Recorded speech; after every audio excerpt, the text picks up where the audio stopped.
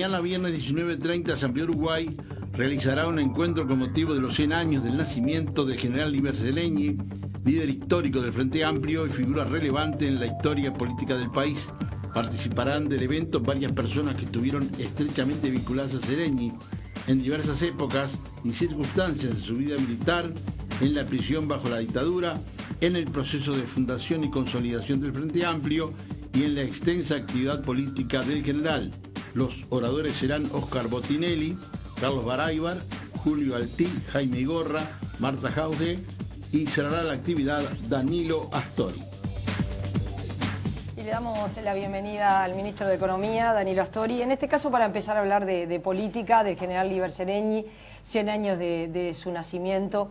Estaba recordando también para números redondos, 20 años de la reforma constitucional que usted junto con el general Liber Seregni apoyaron esta reforma que está vigente, esta reforma que lleva 20 años y 13 años de gobierno del Frente Amplio.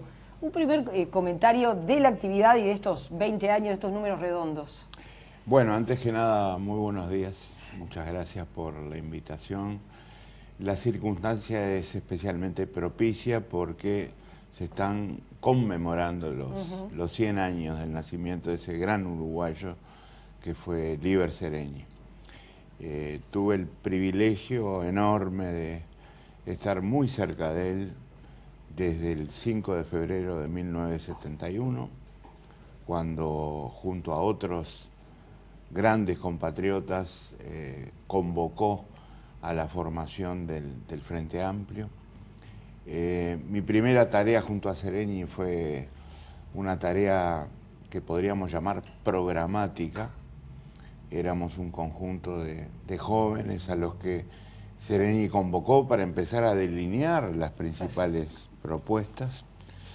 Luego vinieron las épocas duras de la dictadura que Seregni sobrellevó con una dignidad increíble, pero al mismo tiempo con una visión de futuro muy grande. Creo que el mejor ejemplo fue el de las elecciones internas cuando Seregni convoca a votar en blanco, en el entorno o en el contexto de una discusión interna que obviamente había que respetar. Sí, recordemos que dentro del Frente Amplio había sectores que entendían que había que votar a lo que se llamaba ACF, ¿verdad? Digo, que era encabezado por Wilson Ferreira. Es decir, era un poco esa la idea, votar ACF, fortalecer por allí para buscar la salida. Seregni desde la cárcel manda una carta, entiende otra cosa. Sí. A través de Hugo Batalla, me acuerdo perfectamente, otro gran compañero de aquellos tiempos. Y obviamente las dos posturas son posturas respetables, pero modestamente considero que la de Seregni fue de una visión increíble porque fue una reafirmación del Frente Amplio, que fue la fuerza político-partidaria perseguida con más saña, con más énfasis por la dictadura. Luego vinieron los tiempos de la recuperación democrática, nuevamente trabajo junto a Seregni en el área programática, luego el enorme honor de compartir una fórmula presidencial con Seregni en 1989, el de encabezar todas las listas al Senado del Frente Amplio y seguir trabajando con esa meta que teníamos todos y que en definitiva se cumplió, que fue la de llegar al gobierno en las elecciones de 2004, que él lamentablemente no pudo ver, porque se nos fue antes, un poquito antes de ese acceso tan importante del Frente al Gobierno. Cuando la reforma del 96, ¿es así que Seregni pensaba que la experiencia de lo que había ocurrido con Allende en Chile, la falta de mayorías que tuvo Allende para llevar adelante el gobierno que se propuso, era como algo que a él le pesaba mucho en esta decisión de que el Frente Amplio llegara al gobierno conformando mayorías parlamentarias? ¿Es así? La experiencia de Allende era un antecedente imposible de desconocer, pero yo generalizaría un poquito más y me apoyaría en el concepto que va dicho en la propia pregunta. El argumento decisivo para, en nuestro caso, apoyar la reforma constitucional, precisamente era el de llegar al gobierno con una correlación de fuerzas que no solo hiciera posible el acceso al gobierno, sino que también le diera una fuerte legitimidad para el ejercicio del gobierno. El Frente Amplio no se proponía hacer un gobierno tradicional, se proponía hacer un gobierno de transformaciones profundas, como las hizo a partir de 2005, como las sigue haciendo hoy. Transformaciones estructurales, de fondo, de larga duración, de las que van, como una vez dijera el compañero Tabaré Vázquez, a afectar las raíces de los temas en juego, ¿verdad? Y eso requería una especie de contexto social, si no unánime, por supuesto que no, por lo menos de fuerte apoyo a las transformaciones. Ese fue el argumento decisivo, pero hubo otro también muy importante. Por ejemplo, importante que yo no puedo olvidar. Las candidaturas únicas a la presidencia de la República. Recordemos los juegos que se hicieron en el pasado con la llamada ley de lemas, acumulando varias candidaturas a la presidencia en cada uno de los partidos tradicionales y favoreciendo a través de la suma de voluntades que, digamos, adherían a uno y otro proyecto, el acceso al gobierno.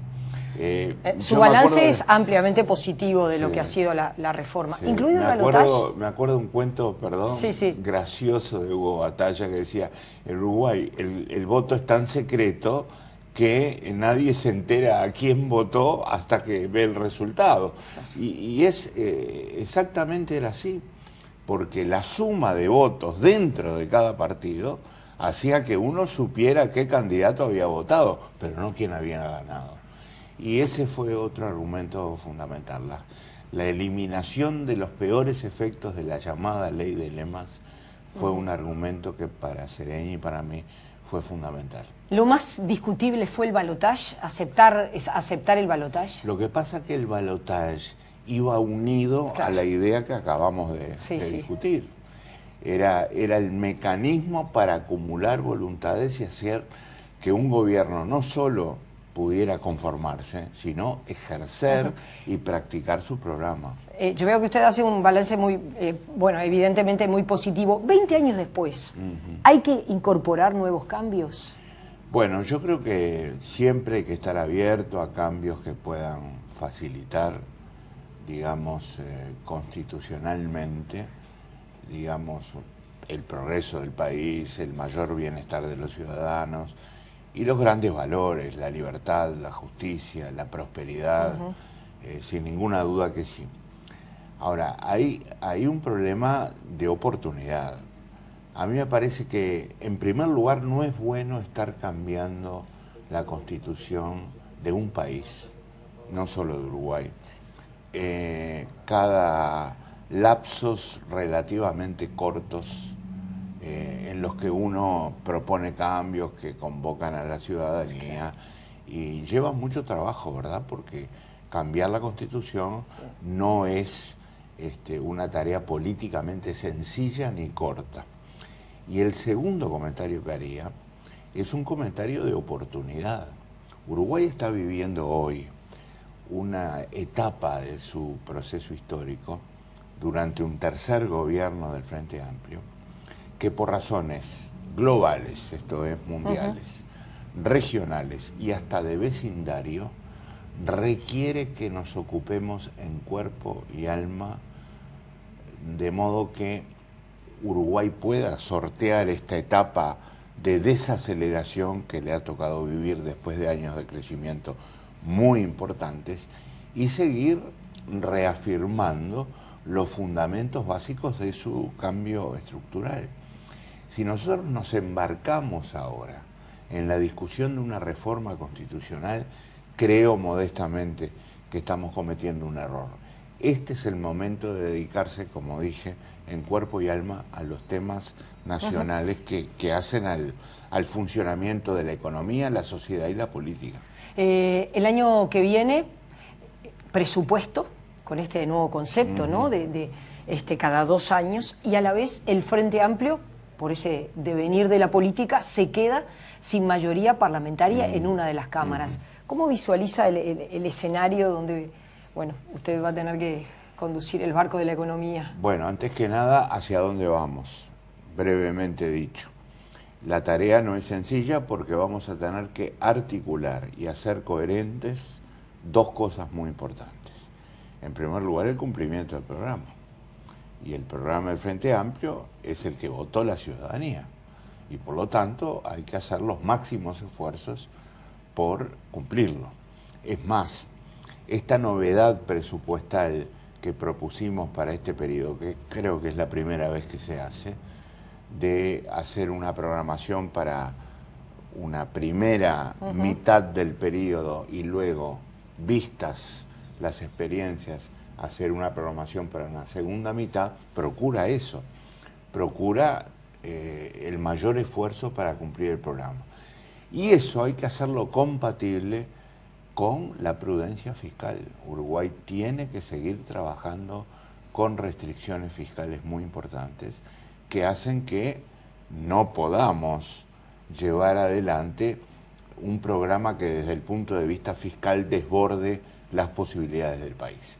En ese entorno, bueno, hay una nueva realidad parlamentaria y habrá que dialogar mucho, habrá que convencer, habrá que proponer argumentos que nos lleven a la consecución de las mayorías necesarias para aprobar el presupuesto. Esto es, sin duda, una realidad más compleja que la que existe cuando se tienen mayorías parlamentarias seguras, ¿verdad? En este caso yo diría que se puede llegar a mayorías parlamentarias, pero va a haber que trabajar mucho más que antes para llegar a esas mayorías parlamentarias. Para poder convencer. El 1 de enero comienza el programa de consolidación, del ajuste fiscal. Viene un ajuste de tarifas. ¿Las tarifas se van a ajustar por encima de la inflación, por debajo de la inflación? ¿Cuál es la idea? No hay una sola línea, por un argumento que voy a plantear ahora. Pero comienzo por decir que es una definición que se aproxima.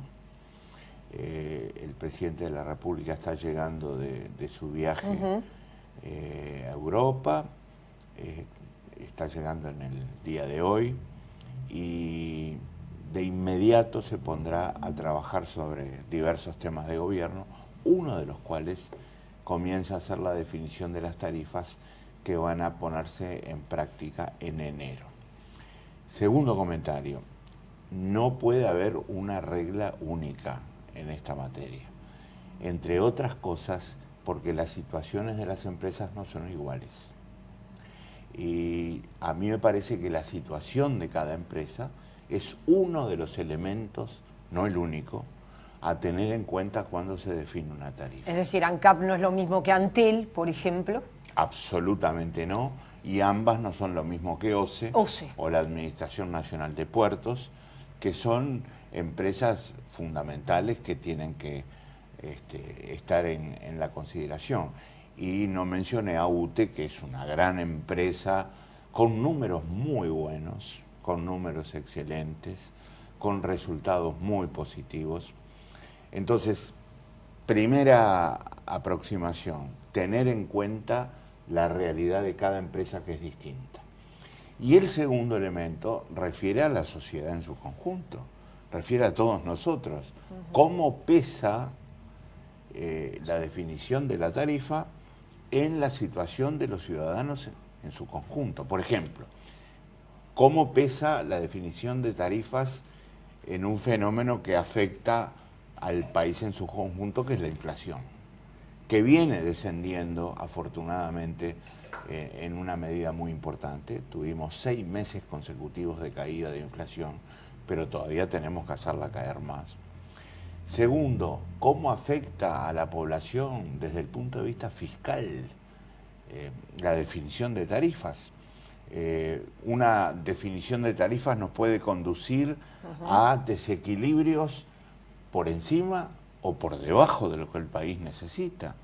Si nos equivocamos en la definición de tarifa desde el punto de vista fiscal, podemos tener un impacto negativo en esas cifras. Usted me está diciendo, bueno, si se aumenta menos de lo que se necesita, Sí.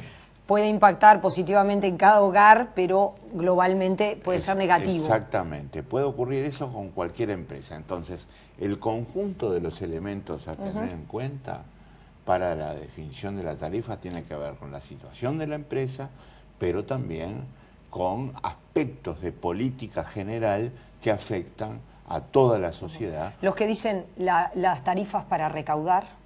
No, yo creo que las tarifas no se fijan nunca con el único objetivo de recaudar, en absoluto. Obviamente, si tenemos en cuenta el impacto fiscal se alcanza a través de una recaudación, y puede ser una recaudación adecuada, porque ha sido fijada teniendo en cuenta los intereses de la gente, y sobre todo los intereses de aquellos que más necesitan mejorar sus condiciones de vida. Sobre este punto quiero recordar que en más de un caso tenemos tarifas diferenciales. Por ejemplo, en UTE, en OCE, tenemos tarifas diferenciales, tarifas que aumentan en función de indicadores de la capacidad adquisitiva de la población, o que disminuyen cuando esa población, por sus bajos consumos, precisamente demuestran que tienen una capacidad adquisitiva inferior. Pero teniendo en cuenta todos esos aspectos, teniendo en cuenta cómo evolucionó la economía uruguaya en este último año, es que se va a tomar esta definición.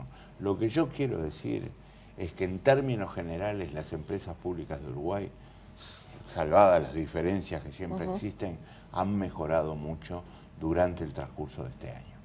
Cuando llegamos al gobierno, a este tercer gobierno, la verdad es que estaban en una situación, yo diría, a mejorar desde el punto de vista fiscal. Esto es, habían explicado la mitad del deterioro fiscal que había tenido el país. Y hoy constituyen en conjunto un foco de resultados positivos desde el punto de vista fiscal. Mejoró muchísimo ANCAP. UTE tiene una situación excelente desde el punto de vista de sus resultados, desde el punto de vista financiero. Antela ha hecho ya inversiones muy importantes como la fibra óptica al hogar. Y respecto a esta situación que se ha generado por los cambios en la distribución y en la comercialización de ANCAP con las estaciones representadas por los privados, en este caso dos privados han sido mencionados fuertemente, como el caso de Petrobras y como el caso de Acción, que tienen en conjunto casi 200 estaciones, ¿no? Que no es poco. ¿Podrá haber un acuerdo? Porque bueno, los privados no están de acuerdo con este concepto de ANCAP de cambiar la distribución y cambiar la comercialización. Bueno, empiezo por este concepto. Ojalá lleguemos a un acuerdo, porque estos asuntos en la vida se resuelven con solidez cuando hay acuerdos y no simplemente por la vía de la oposición de intereses y el conflicto. Yo no quisiera seguir ese camino. Segundo, ANCAP necesita, como parte de su reestructura, disminuir sus costos de distribución. Acá hay en juego las firmas distribuidoras como Duxa, que es la distribuidora de la propia ANCAP, como Acción y como Petrobras. Que son dos privados. Y además hay estaciones de servicio. Todo eso juega en lo que llamamos la distribución de combustible. Pero usted dice, ¿esto va o va? Es decir, ANCAP sí o sí tiene que cambiar la forma de distribuir y eso es una decisión tomada. Yo lo que estoy diciendo es que una parte de las mejoras de ANCAP tiene que ser la disminución de los costos de distribución. Y no nos hemos puesto una meta inalcanzable, ni exagerada, ni mucho menos. Queremos disminuir en 10% los costos de distribución de ANCAP. No nos parece una cifra que no podamos alcanzar. Quizá la gente se pregunte cuánto es ese 10%. yo lo digo en términos de cifras absolutas, son 36 millones de dólares aproximadamente. Sí, sí. Eso es lo que queremos ahorrar en un conjunto que obviamente es mucho mayor porque hay otro 90% sí, claro, que va a seguir como operando como hasta ahora. Mucho se está hablando por estas horas, sobre todo porque bueno, el presidente está llegando hoy de Europa, de la instalación de la planta de UPM, de las exigencias de una inversión privada para el país muy importante, según lo que dice el presidente de la República y usted mismo, como es la de UPM, y esas exigencias implican inversión en infraestructura y sobre todo cómo es que UPM va a mover su producción. Esa definición se está estudiando. Sí.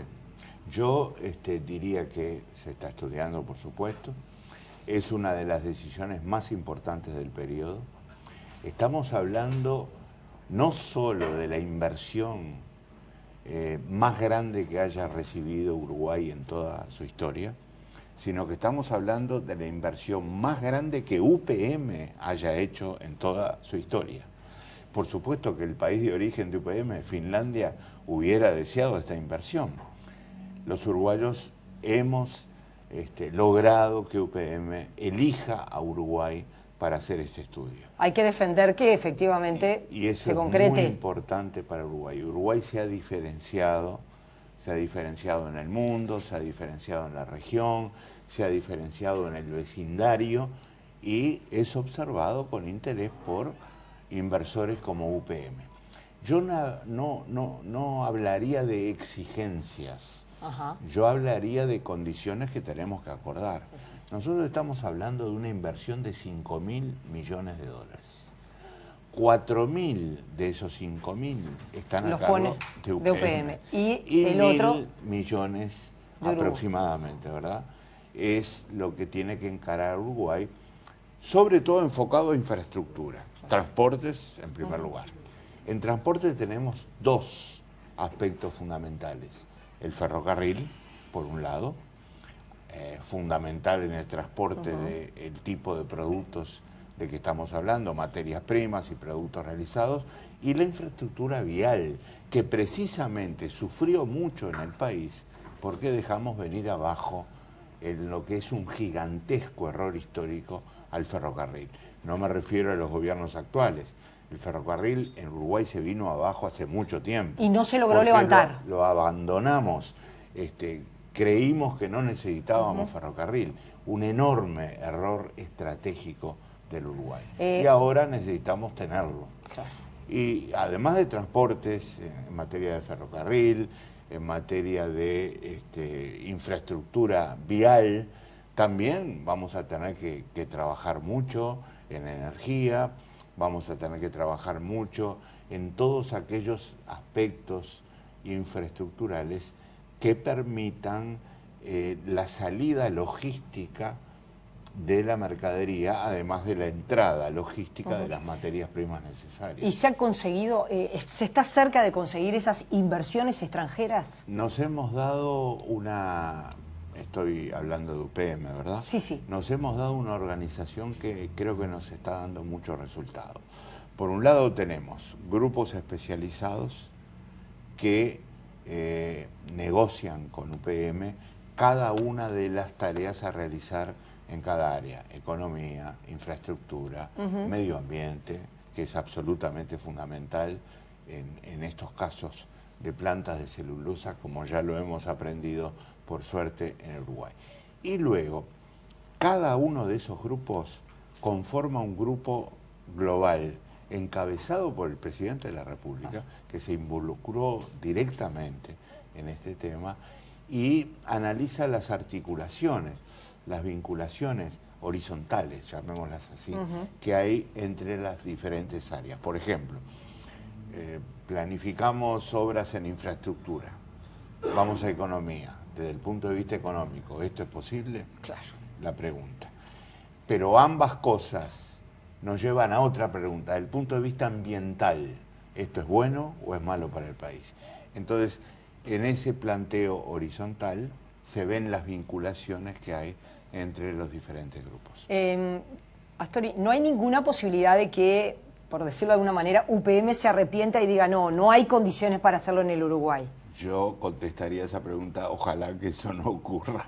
Ojalá que eso no ocurra. Que eso no ocurra. Pero, hoy... No tenemos una decisión final, definitiva e irreversible de inversión. Todavía no la tenemos. Estamos trabajando en esa posibilidad. Y por eso yo digo, yo no puedo decir esto ya está resuelto. No puedo porque no tengo derecho y no sería verdad, ¿verdad? Estamos trabajando para que sea verdad, porque UPM quiere invertir en Uruguay y nosotros queremos que UPM invierta en Uruguay. Entonces estamos trabajando para que eso sea posible. Una prioridad para 2017, además de todas estas que obviamente van a estar sobre la mesa, una prioridad, porque bueno... ¿Puedo decir 3? Educación, sí. Seguridad, sistema de cuidados. Esas son las prioridades. ¿Se va a reforzar la inversión ahí? Claro, en los 3 rubros, sin duda. Gracias por haber venido, quedaron muchos temas pendientes, por supuesto. No, por favor, gracias por haber estado. Gracias a ustedes por invitarme. Mañana 19:30 es la actividad en... Mañana 19:30 vamos a conmemorar al gran Líber Seregni en su centenario. Gracias por haber venido, continuamos en la mañana.